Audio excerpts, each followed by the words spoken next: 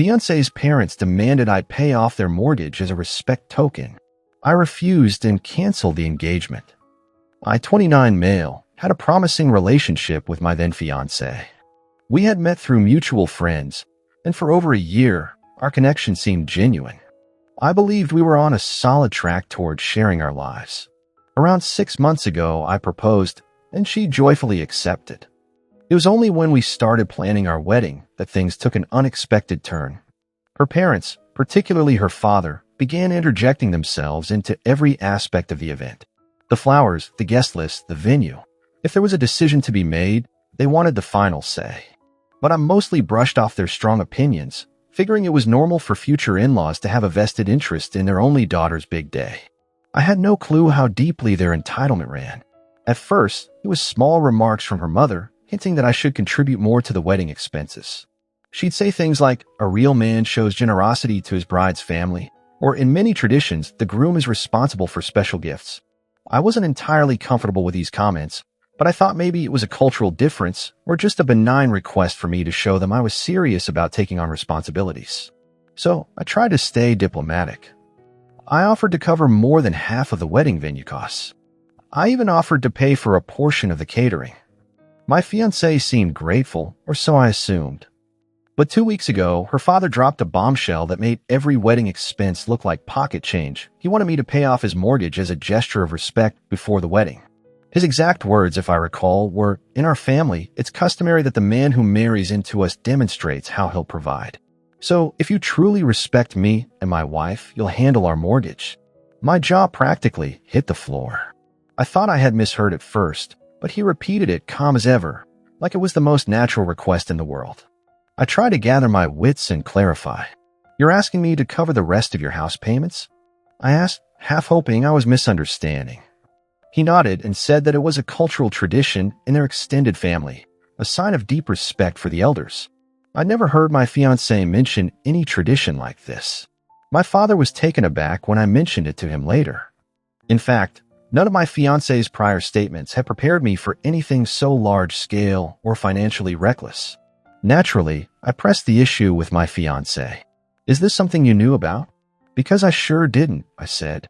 She admitted that she was aware her parents might request something big, but she had hoped it would be more symbolic, like a generous wedding gift or a bigger reception. Even she was stunned that they demanded I pay off the entire mortgage. However, instead of telling her parents it was unreasonable, she tried convincing me that we could figure it out. Maybe take out a personal loan or see if I could tap into my savings. I couldn't believe she was entertaining the idea. It wasn't just a financial impossibility. It felt like blatant exploitation. My discomfort grew when I realized her parents were not treating this as a request, but an expectation. Within days, her mother mentioned it again, calling it a small price to pay for joining their family. I wish I could say that was the final straw, but their entitled behavior only escalated, revealing more manipulative tactics than I ever thought possible. A few days after the initial mortgage demand, her parents started laying out their reasons why I should comply. Over dinner at their home, her father launched into a speech about family honor and how men in their circle always take responsibility for the family's well-being. He flaunted stories of relatives who allegedly bought lavish gifts for in-laws or financed entire businesses as part of wedding traditions. To me, it sounded like a brag fest designed to corner me into feeling inadequate if I refused. When I gently but firmly explained that I had my own financial obligations, bills, personal savings, and responsibilities to my own parents, her father waved it off as if it was trivial. "But we're talking about a bond between families," he said. "You're just paying off something that helps everyone, not just me." That comment was baffling. Paying off his mortgage wouldn't help everyone. It benefited only him and her mother. It certainly didn't help me or my fiancée. We were already saving for a place of our own.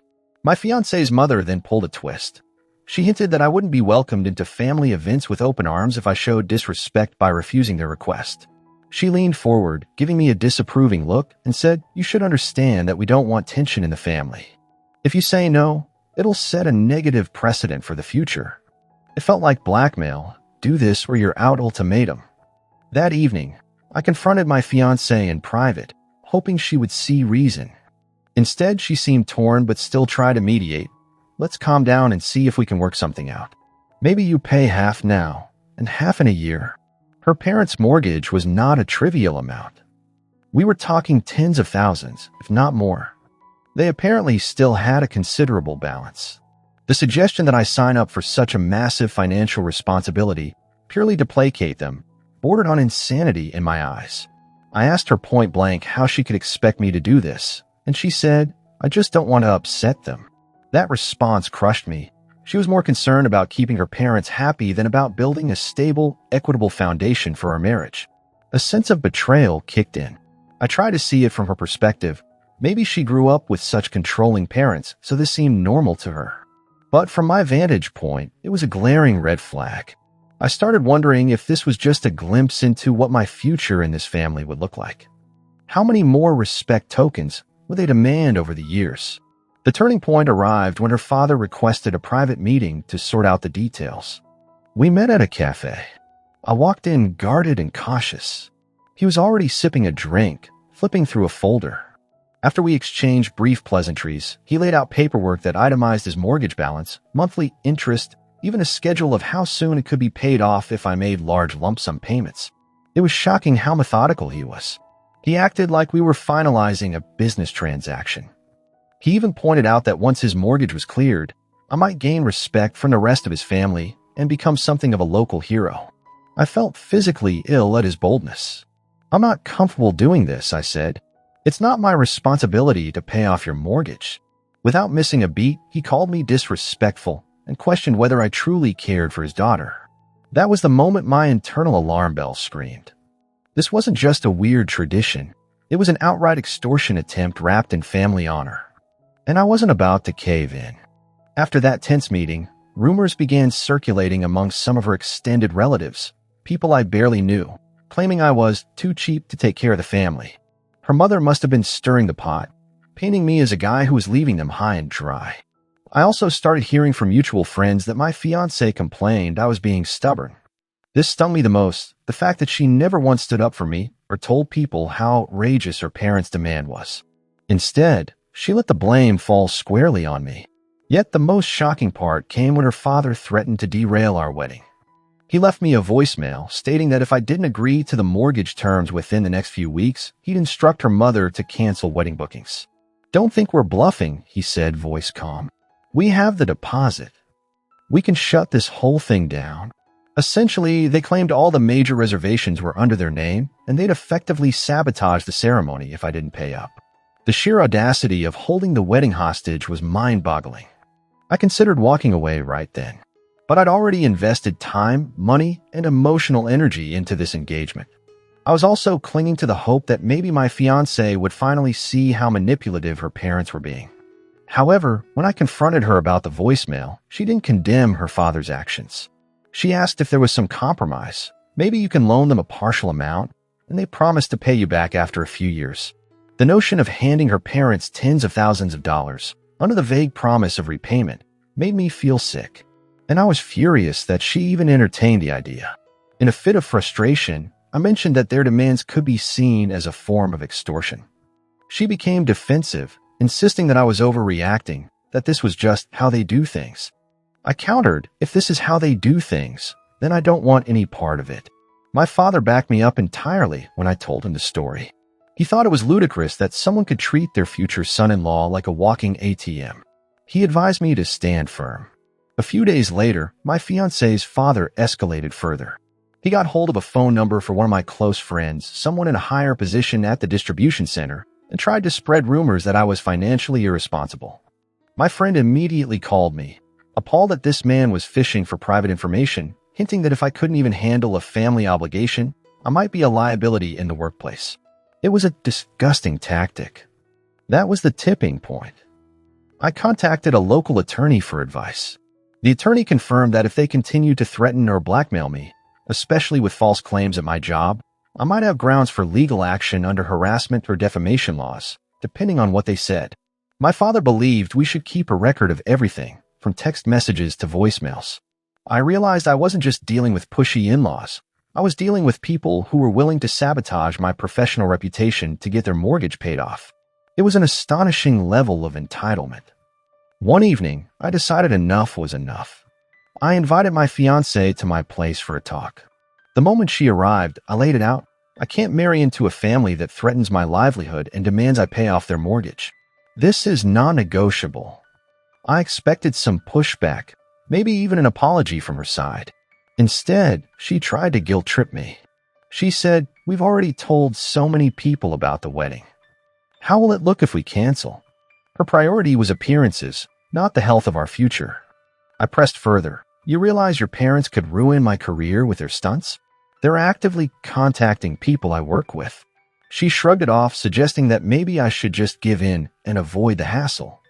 That was the moment I knew my relationship was on the verge of collapse. She was basically telling me to sacrifice my financial security and sense of dignity just to maintain peace with her parents. Then came the final confrontation. Her father showed up unannounced at my doorstep. He claimed he had one last offer, which was essentially a payment plan for the mortgage, with a timeline spelled out. I shut the door in his face. He tried pounding on it, saying, "We're family, let's talk like adults." But in my eyes, family doesn't extort each other. Right after that debacle, I called my fiancée. "I'm done," I told her. "I can't be part of this wedding." The engagement was officially off.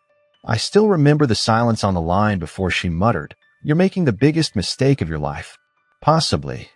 But I'd rather make that mistake than spend decades under her parents' thumb. In the following days, her parents resorted to further harassment. Multiple texts and voicemails demanded I reimburse them for the wedding deposits they'd made, money I never asked them to spend on my behalf.